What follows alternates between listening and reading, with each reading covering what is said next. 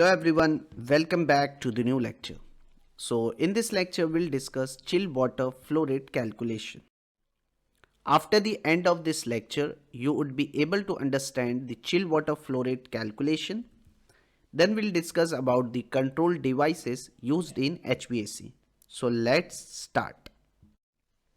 So before starting, remember the chill water flow rate calculation for the evaporator and condenser side is crucial for sizing the piping system, pumps and ensuring efficient chiller operation.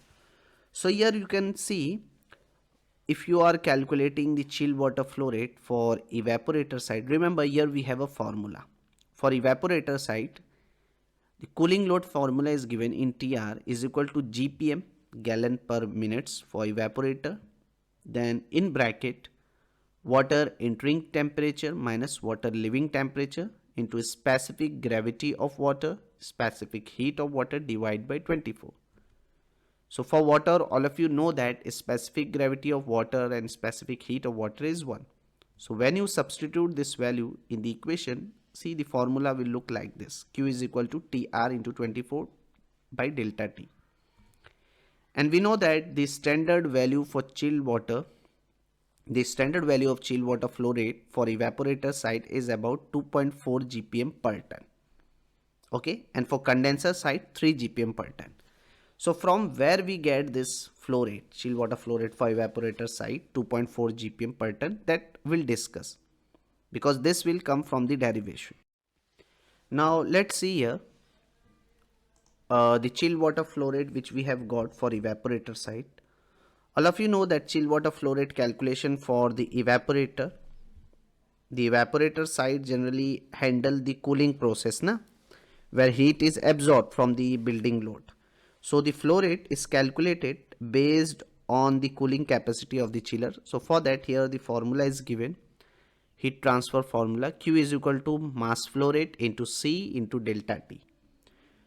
And same formula you can write like this also, Q is equal to rho into Q into C into delta T, because we know that density, rho is what here, density is equal to mass upon volume. So you can write like this also. Okay, here Q is what, chiller capacity in BTU per hour, m dot is the mass flow rate, pounds per hour, C is the specific heat of water which is given here 1 BTU per pounds degree Fahrenheit, delta T is the chill water temperature difference in degree Fahrenheit, and rho is the water density, their value is given here, Q is the chill water flow rate, cubic feet per hour. Okay. Now here you can see the standard chill water design temperature is supply, we have taken 44 and written 54 degree Fahrenheit. Now when you substitute this all value in this equation, Q is equal to density into flow rate into specific heat delta T. See Q value, we know that chill water flow rate value I have written here 1 into 12,000. Okay, because we are calculating the standard chill water flow rate for evaporator side. I have told you is how much, 2.4 GPM per ton. So here I have written 1 TR. So to convert the TR in BTU per hour, you know that 1 TR is equal to 12,000 BTU. So 1 into 12,000. Then density value, Q value, we need to calculate specific heat of water 1 and delta T. So when you calculate, you will get, can we write this equation like this? Because our main target is what? To find out the Q value. Okay, so we can write this, simplify this formula. Q is equal to TR into 12,000 divided by 62.4 into delta T cubic feet per hour. Now if you want to change this cubic feet per hour into GPM, so you have to multiply by this factor. So see how much we have got. TR into 12,000 divided by 500 into delta T. Now when you simplify this, you will get TR into 23.696 by delta T, or you can write like this also, TR into 24 by delta T. Okay, so when you substitute 1 for 1 TR, how much GPM water we have got? So the standard chill water flow rate for evaporator side is how much? 2.4 GPM per ton. Okay, So in this way you have to calculate. So remember, this flow rate will help you, okay, for sizing the piping system. Okay, so that is why it is important. If you are calculating the chill water pipe size for evaporator site, always remember 1 tr is equal to how much gpm we have to consider? 2.4 gpm, correct? So this will comes from this derivation.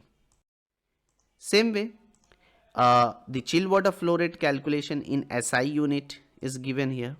So formula is same, you can see, but here the value which we have to enter, the chiller capacity in kilowatt, mass flow rate in kg per second, specific heat of water is 4.187 kilojoule per kg degree Celsius. Okay, these are the, when you substitute this same formula, so you will get the same value 2.4 gpm, correct, per ton.